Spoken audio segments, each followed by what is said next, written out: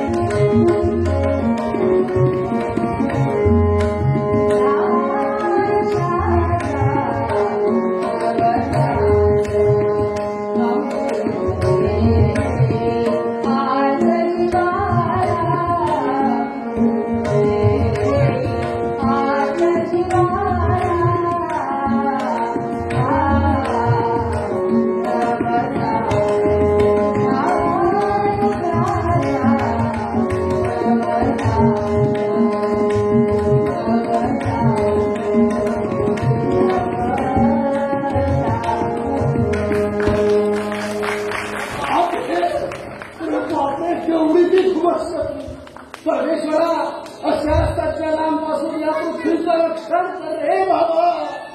कोण? विदुषा? मला काय म्हणाला? नाही, त्या परमेश्वराला प्रार्थना केली. परमेश्वराला? हो, या पृथ्वीचं रक्षण कर म्हणून प्रार्थना केली त्या परमेश्वराला. पण कोणापासून? दत्तच्या देवापासून. अहो, पण कचदेवांसारखे सज्जनच या पृथ्वीचं रक्षण करीत असतात. कोणाच ठाऊ? हे माझी पृथ्वी माझ्या शरीरा एवढी आहे आणि जोपर्यंत हे शरीर आहे तोपर्यंत ती आहे. शरीर संपलं की पृथ्वी संपली. आणि आज हे माझं प्रिय शरीर संपायच्याच बेतात आलं होतं. शर्मिष्ठे, मला थोडं पाणी देतेस का? हो. थांब, पण इथे सात्विक पाणी मिळतं ना? हो. नाही, म्हणजे महाराजांनी पेय पदार्थाच्या यादीतून साध्या पाण्याची हकालपट्टी केली म्हणून विचारलं.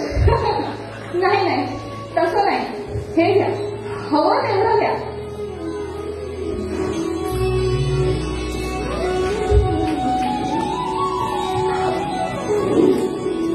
आता जरा बरं वाटलं. तर काय सांगत होतो मी? तर राजसेवकांचा तट फोडून जेव्हा हजारो सैनिक कचदेवाच्या दर्शनासाठी धावत होते तेव्हा तिकडे पळू का इकडे पळू, समोर पळू का मागं पळू, असं करता करता चारही दिशांना पाळण्याच्या नादात कुठेच प्रगती झाली नाही. जागच्या जागीच पळत राहिलो. शेवटी जानवेची ब्रह्मघाट हातात धरली. क्रमांक 3ची बायको मागे येत आहे अशी कल्पना केली आणि डोळे मिटून जी मुसंडी मारली धडपडत इथपर्यंत येऊन पोहोचलो. अहो, पण तुम्ही त्या गर्दीत गेलात कशाला? मी कशाला मारायला लागतोय गर्दी? गर्दीच माझ्यावर चाल करून आली. मी आपल्या शांतपणानं चिंचेच्या झाडाखाली बसून कविता करत होतो. पहिला श्लोक पूर्ण होत आला होता. सुरुवातीला मला वाटलं मी कविता करतो म्हणून हजारो सैनिक माझ्यावर चाल करून येत आहेत. नंतर समजलं हे माझ्या काळात चाल करून येत नसून त्या कचदेवाच्या स्वागतासाठी धावत होते. तुम्ही कविता करता हे मला ठाऊकच नव्हतं. मला तरी कुठे ठाऊक होतं. आणि प्रौढच्या मिथुनाची हत्या पाहण्यापूर्वी वाल्मिकीला तरी कुठे ठाऊक होतं आपण कवी आहोत म्हणून. आम्हा कवी लोकांचं असंच असतं. कुठचा तरी अद्भुत आणि रोमांचकारक प्रसंग पाहिल्याशिवाय आमच्या हृदयात दबा धरून बसलेली शारदा कधी बाहेरच येत नाही. हो का? हो. मग असा कोणता प्रसंग घडलाय आज? सांगू? हो, सांगा की. तूच ओळख. मी? हो हो, तूच ओळख. हा, कधीतरी लग्नात आले. हा, मोठं झालाच ग, पण त्याही पेक्षा दुसरा प्रसंग घडला आहे. ओळख. त्याहीपेक्षा दुसरा प्रसंग? हो हो, ओळख. तो कोणता बरं? नाही, मला नाही समजत. हरलीस? हो, हरली. तुम्हीच सांगा. वा, खुद्द ययाती महाराजांना जिंकणारी शर्मिष्ठा या विदूषक महाराजांपुढे हरली म्हणून करून करते. मी कोणालाही जिंकलेलं नाही. स्त्रिया जिंकत नाही, जिंकल्या जातात. हा गैरसमज आहे फक्त पुरुषांचा. डाळिंबाचे दाणे खात पिंजऱ्यात बसलेल्या पोपटाला वाटतं की आपण पिंजरा जिंकला. जिंकलेला असतो पिंजरा आणि जिंकला गेलेला असतो तो पोपट. डाळिंबाच्या दाण्यामुळे हा गोंधळ त्या पोपटाच्या डोक्यात उत्पन्न झालेला असतो. हो, थांबा. मूळ मुद्दा बाजूलाच राहिलाय. कोणता तरी अद्भुत, अपूर्व आणि रोमांचकारक प्रसंग पाहून आपल्याला सांगण्यास पुरलं होतं. आणि तो प्रसंग कोणता हे तुम्ही मला सांगणार होता. सांगू? हो, सांगा ना.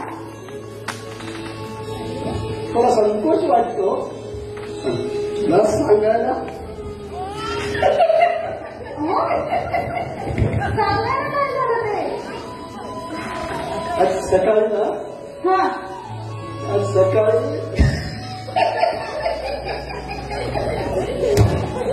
हो, लागताय काय असेल? सांगा ना कुठला प्रसंग तो. सांगतो. हा, सकाळी ना हो, किती हसताय विदूषका.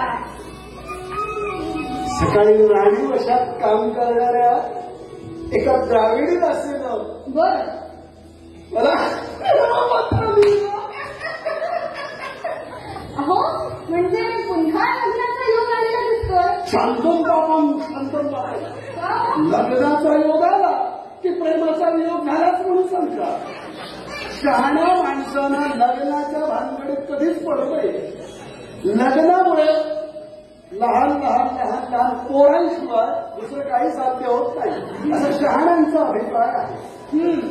प्रेमाच्या जिन्याने मनुष्य स्वर्गापर्यंत पोहोचतो आणि लग्नाच्या जिन्याने थेट पाताळात येऊन पडतो. माझा 5 वेळचा अनुभव आहे. असंच कशाला आपल्या महाराजांचंच घ्या ना. माझं नैतिक धैर्य निदान 5 लग्नापर्यंत तरी टिकलं. महाराज तर पहिल्याच लग्नात थेट पाताळाच्या तळाशी जाऊन पडले. त्याने देवळाविषयी लग्न केलं नसताना. थांबा. कोणत्याही विषयावर विनोदानं बोलण्याची तुम्हाला मोकळीक आहे आणि तेच तुमचं काम आहे हे मी जाणते. परंतु महाराजांचं आजचं व्यसन, त्यांची आजची मनस्थिती हे तुमच्या विनोदाचा विषय होऊ नये विधू शका. निदान माझ्यासमोर ते तुम्हाला याचं काहीच वाटत नाहीये का? हे बघ शर्मिष्ठ, विनोद हे जिभेचं अपत्य आहे, अंतःकरणाचं नव्हे. हे बोलणं एवढं परमार्थानं घेण्याची गरज नाही. तू जरी दासी असलीस तरी महाराजांची आवडती सखी राहिलीस. मी विदूषक असतो तरी महाराजांचा आवडता मित्र आहे. आजची त्यांची अवस्था पाहून मला काहीच वाटत नाही असं का वाटतं तुला? 1 वर्षापूर्वी लग्नाच्या पहिल्या रात्री मृदयासाठी म्हणून मध्यरात्री जंगलात गेलेले महाराज परतलेच नाही. दुसऱ्या दिवशी राजवाड्यात परतलेले महाराज फार वेगळे होते. जणू त्यांनी आपलं पूर्वायुष्य जंगलात केलं, लांडक्या पोल्यांना अर्पण केलं आणि तिथून भूता खेतांनी दिलेलं दुसरं आयुष्य पांघरून ते नजरात आले. तेव्हापासूनच स्त्री आणि मद्य यांचा अतिरेक सुरू झाला. पुढे दस्यूचा पाडाव करण्याकरता पश्चिमेकडे म्हणून स्वारीवर निघाले. तिकडून आल्यावर तर कसलाच धर्बंध उरला नाही. महाराणी तर राजा आणि राजसत्ता आपल्या ताब्यात आल्याच्या आनंदात आहे. त्यांना आपल्या राणीपणाची जेवढी जाणीव आहे त्याच्या शतांशानेही आपल्या पत्नीपदाची जाण असली तर या गोष्टी या खराला गेल्याच नसते. महाराणी समोर महाराज खाली मान घालतात आणि त्या नजरेआड झाल्या की स्त्रीचं शरीर आणि मद्याचा प्याला जवळ करतात. आपलं सार दुःख त्यात बुडवलं. जीवाचं बलिदान देऊन जर हे सर्व बदलता आलं असतं ना शर्मिष्ठे, तर ते देखील द्यायला मी तयार झालो असतो. पण आपले हात मोठे आहेत, फार छोटे आहेत. आकाश कोसळताना दिसतंय पण आपण काहीच करू शकत नाही. रंगालयात बसलेल्या प्रेक्षकांसारखं हे भयान नाट्य आपण फक्त पाहत आहोत उघड्या डोळ्यात. महाराज इकडेच येत आहेत. झोपेशिवाय रात्र आणि विश्रांतीशिवाय दिवस लोटणाऱ्या माणसाचा चेहरा आहे. वाटतं परमेश्वराला हंबरडा फोडून विचारावं, काय या माणसाची अशी अवस्था केलीस का? जातो या अवस्थेत महाराजांचं मनोरंजन करणं मला शक्यणार नाही. विदूषकाच्या डोळ्यातील आस्व म्हणजे जगातील सगळ्यात हास्यास्पद गोष्ट आहे. जातो आता तूच सांभाळ महाराजांना. जातो.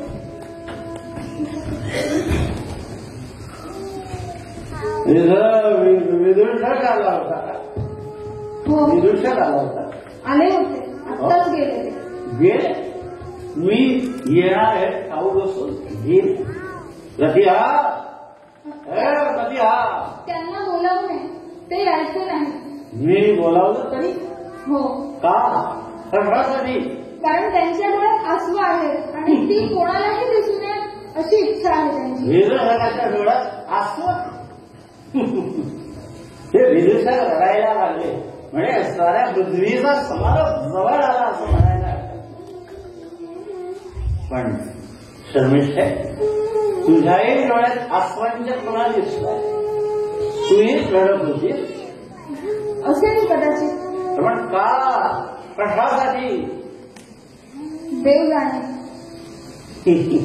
कळले. तो वेडा आहे. आणि तूही माझ्यासाठी आस्वड आणत होती. हो. माझा अर्थात पाप बघून नाही, आपलं दुःख पाहून. मग आकार नाही ती आकार. अरे मनानं जगणाऱ्या योगी सगळ्या दुःखाच्या पलीकडे दुःख मुक्त होत. तसा शरीरानं जगणारा विषयी लंपट सुद्धा दुःख मुक्त होत. मी सुद्धा तसा दुःख मुक्त आहे. तुम्ही मला काय असं पुन्हा मार्गावर आणण्याचा प्रयत्न करा. हो, करणार. हा, असा उपदेश करू नाही, फक्त प्रेम करू. प्रेम शर्मिष्ठे, या शब्दाचा तू प्रथमच उच्चार केलाय. माझ्या भावनेचा.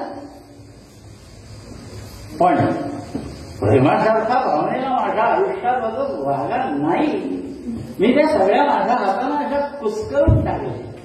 तेव्हा एक वेळ मला सवय होती, प्रेम करण्याची सवय होती माझ्या अंतःकरणाला. पण आता नाही. आता मला स्त्रीचं फक्त शरीर, मन नाही. स्त्री म्हणजे माझ्या दृष्टीने व्यसन आहे. व्यसन म्हणजे आपल्या बुद्धीला गलाने आणणारी एक नशा आहे. नशा मनोरंजनाचं साधन आहे. अशा व्यसनाच्या रूपानंच जवळ येणाऱ्या स्त्रिया मला पसंत पडतात. इतर नाही. मुळेच महाराज, आपण स्वतःचीच फसवणूक करीत आहात. मी व्यसनाच्या रूपाने आपल्याजवळ कधीही आले नाही आणि तरी देखील, क्षमा करा या बोलण्याची, पण तरी देखील तुम्ही माझा सहवास सहन करीत असता. हो, फक्त तुझा. का? का म्हणून काय विचार? का म्हणून काय विचार? अगं, जंगलातल्या एखाद्या हिंस्र श्वापदाला सुद्धा अशी जागा लागते की विश्रांतीसाठी मान टाकता यावी. महाराज, जे आहे ते कबूल करण्याची आपल्याला भीती वाटते. असेल का? अगं तुला ठाऊक नाही, जंगलातली श्वापद क्रूर असतात, तसली वेत्री असतात.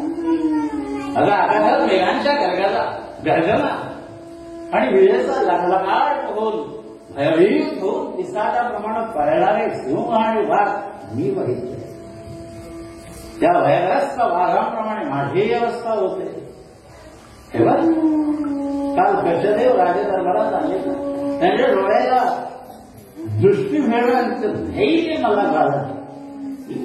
ही अशी कशासारखी, ही देवयानीसारखी अशी माणसं बघितली की त्या भयग्रस्त वाघांप्रमाणे माझी व्यवस्था तशीच होती. आणि मग घेऊन थकलेलं मन तुझ्या सहवासाचा निवारा शोधेल तुझ्याकडे येतं. येऊन नाही पण येतं. शर्मिष्ठ, तूही तर माझा धिक्कार करत नाही. अरे माझ्या चारित्र्याचा विभाग पाहून तुला माझा तिरस्कार वाटत नाही? नाही वाटत. स्त्रीच्या विनयाला न शोभणारं मी बोलते याची मला जाणीव आहे, पण बोलण्यापासून गत्यंतर नाही. संसारातल्या साऱ्या दुर्गुणांनी तुमच्या कपाळावर आपल्या स्वामित्वाचं शिक्कामोर्तब केलं तरी देखील तुमच्या संबंधीच्या माझ्या भावनेत तिला मात्रही फरक पडणार नाही. मग शर्मिष्ठे, तुझ्या दुर्दैवाला पारावा. हे बघ, तुझ्या या भावनेला मी कुठल्याही प्रकारचं उत्तर देऊ शकत नाही. देण्याची मला मोकळीच नाही. मी देणार नाही. महाराज, आपण माझ्यावर प्रेम करावं असं मी कधीही म्हटलेलं नाही, कधी म्हणणारही नाही. माझ्या अधिकाराची सीमा मी जाणते. अधिकार? अरे सृष्टीच्या पलीकडे अज्ञातात बसून जो कोणी अधिकाराचे व्यवहार करतोय ना, त्याला इतर सगळं काही कळत असत. पण शर्मिष्ठे, त्याला प्रेमाचा धर्म मात्र मुळीच कळलेला आहे. हे बघ, प्रेम करण्याचे अधिकार प्रेम करवून घेण्याचे अधिकार हे जेवढे निर्माण होतात ना तेवढी प्रेम संपूर्ण आणि बोलतात अधिकाराचे पोलादी साखर दंड काचून ठार करणारे अधिकार महाराज माझी शपथ आहे तुम्हाला महाराज. जाऊ तू राजकन्या असून दाखल आणि मी माणूस असून जनावर जातो म्हणजे होण्याचा प्रयत्न करतो.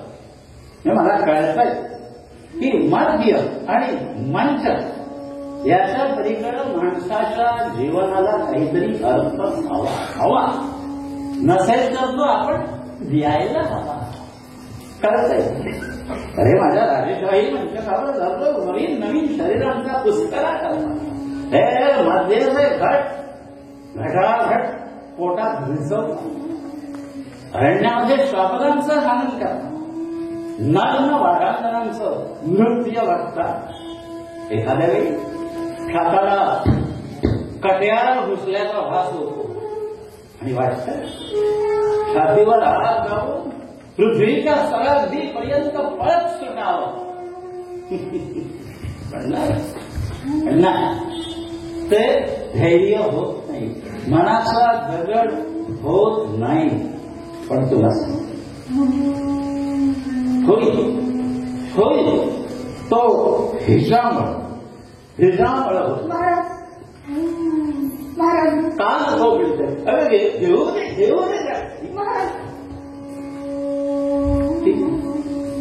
तुला आवडत नाही तर नाही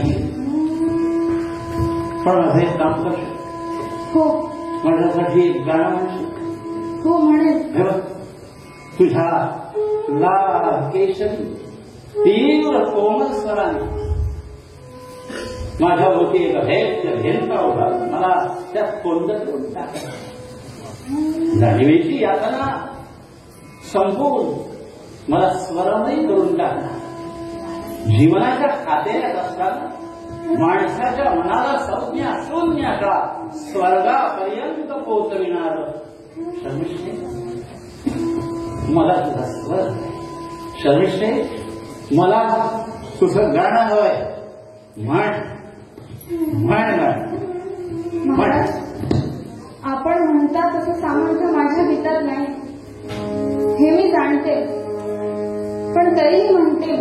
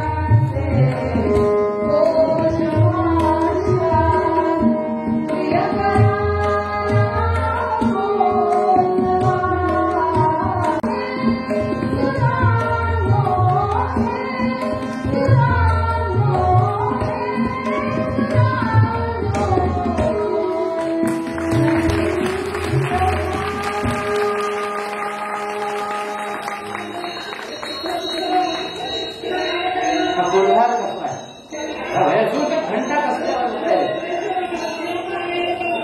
कधी हा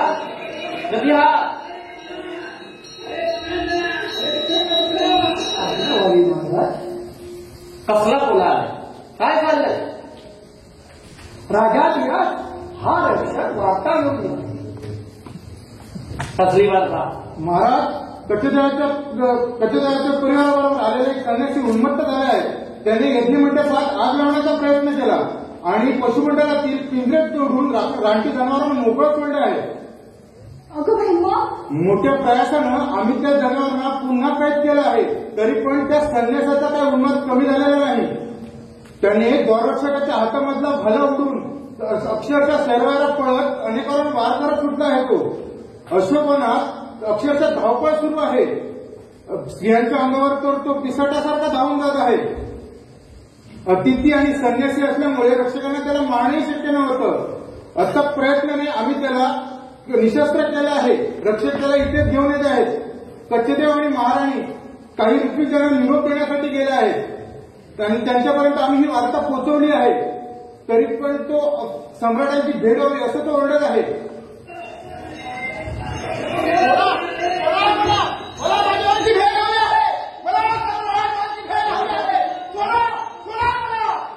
राजाधिराज, तो इकडे गेले. आपली आज्ञा असेल तर त्याला आम्ही तिकडे रोखून ठेवू. हो, तिथेच रोखून ठेवा त्याला. काही झालं तरी आत येऊ देऊ नका. घाबरू नकोस, मी इथं आहे. अंगावरती टिपणं टाकून आलेला सिंह आणि वाघ सुद्धा मी असा मनगटाला मागे रेटलाय. महाराज,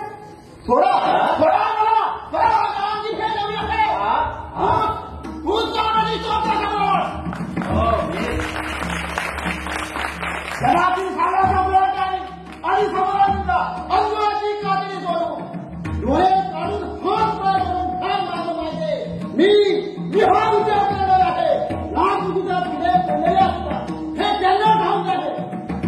इंडियाची जनावर तोडून कोणी ठेवली तूच.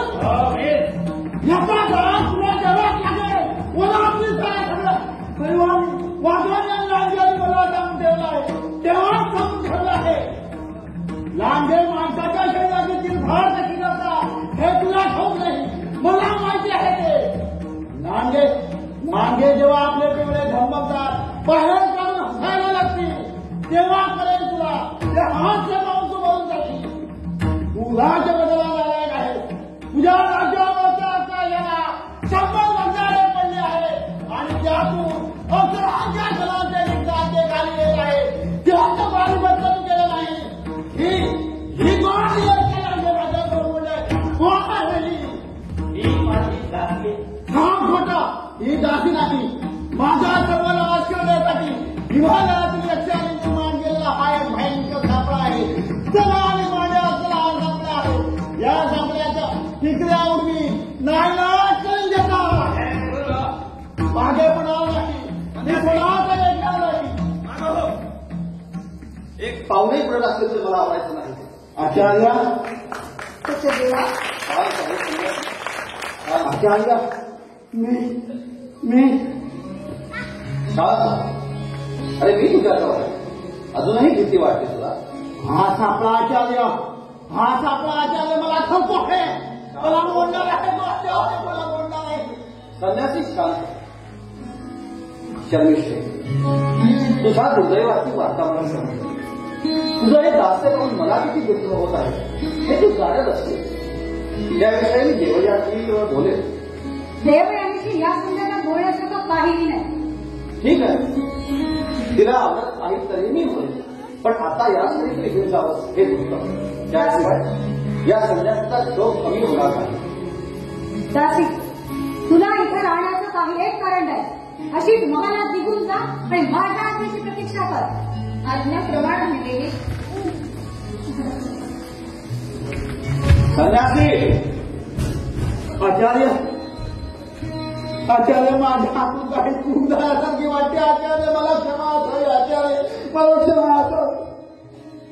रक्षका, या माणसाने जर पुन्हा काही अत्याचार केला, आचारपणा केला तर अशोकवनातील द्वारमंडपात रेटाच्या छडीनं रक्तपुडीपर्यंत फोडून काढा आणि रथाच्या चाकाला बांधून नगराचा अजिबात फेकून द्या.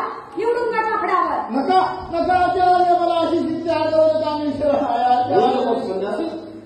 मी इथं आहे तोपर्यंत कोणीही तुझ्या केसालाही धक्का लावू शकणार नाही. उठ संन्यासी उठ. प्रतिष्ठानात राज्य आमचं आहे.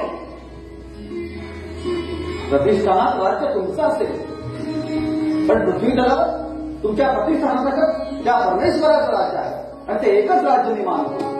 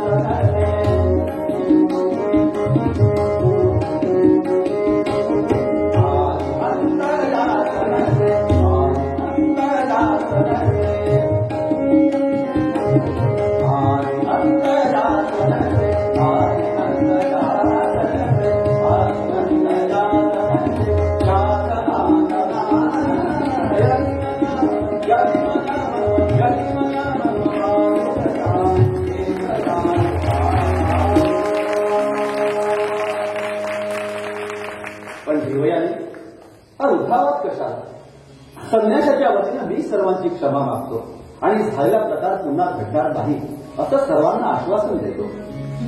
ठीक आहे, घेऊन जा त्या आश्रमामध्ये. थांबा. का? कशाले?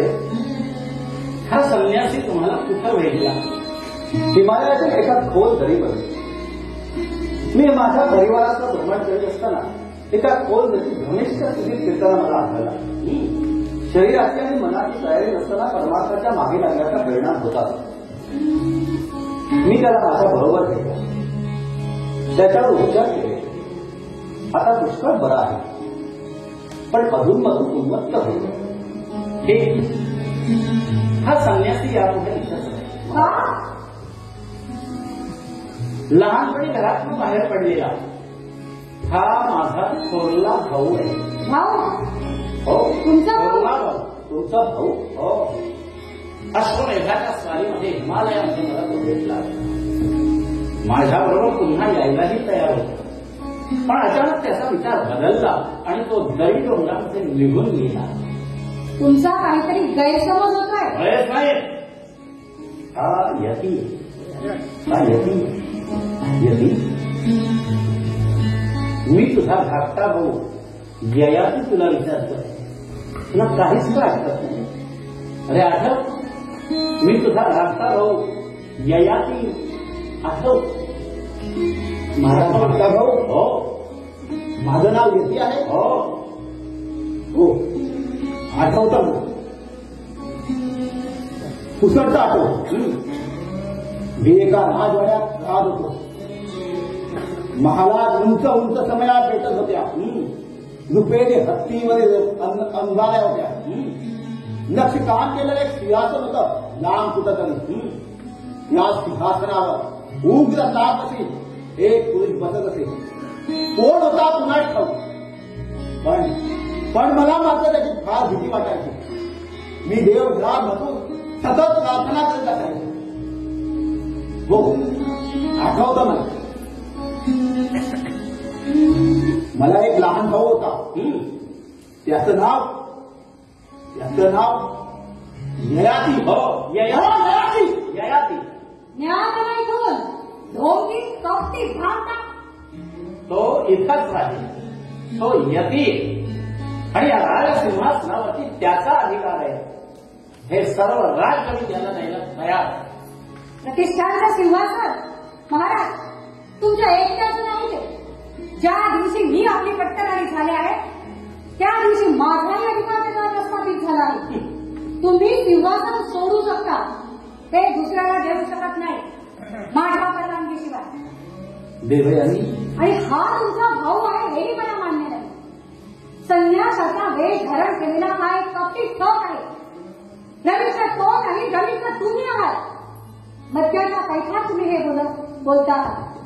ज्यानं मद्याच्या तेलात आणि वेश्यांच्या विठात स्वतःला बुडवून घेतला आहे, अशा नालायक माणसाचे शब्द खरे म्हणायला साऱ्या जगापासून कुंडलपणा अथवा हत्यारे झालेला नाही. देवयानी, किती कठोरपणानं बोलते असते. जे वाटतं तेच बोलते. प्रतिष्ठानचं सिंहासन जंगलातून उगवलेल्या महत्वाकांक्षी गोसाव्यांसाठी नव्हे, हे साऱ्या जगाला समजायला हवं. द्वारका आता एक क्षण भरे तुम्ही ते समजा, ते तुम्हाला शिक्षा करेल मी. जा घेऊन गेला. होय, जा. मला आश्रमाकडे घेऊन जा. संन्यासी, मी थोड्या वेळा तुझ्याकडे येईल. जा.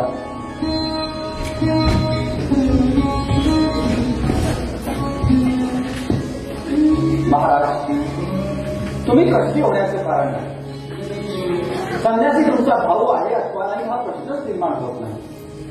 नावागावाचा त्याग केलेला तो एक साधा संन्यासी आहे. संसारात मागणी फिरण्याचे सर्व मार्ग त्यांनी उद्ध्वस्त केलेले आहेत. त्याला आपण सांभाळून पुढे न्यायचं आहे. मागं त्याला संसाराच्या वाटेवर नेणं म्हणजे त्याची व्याधी पराकोटीला पोचवणं, त्याचा सर्वनाश करणं. तो माझ्या ताब्यात. मी असं होऊ देणार नाही. महाराज, माझ्यावर विश्वास ठेवा. तो आज कोणाचाही कोणी नाही. त्याला त्याच्या मार्गाने निर्वेदपणाला जाऊ द्या. ठीक, आपला शब्द मला प्रमाण आहे. मी आश्रमाकडे जा. देवयानी, मीही येते तुमच्याबरोबर. यज्ञाचा प्रसाद घेऊन महाराजांकडे दूध रवाना करायचा आहे आणि अद्भुत युद्धाने निरोप द्यायचा आहे.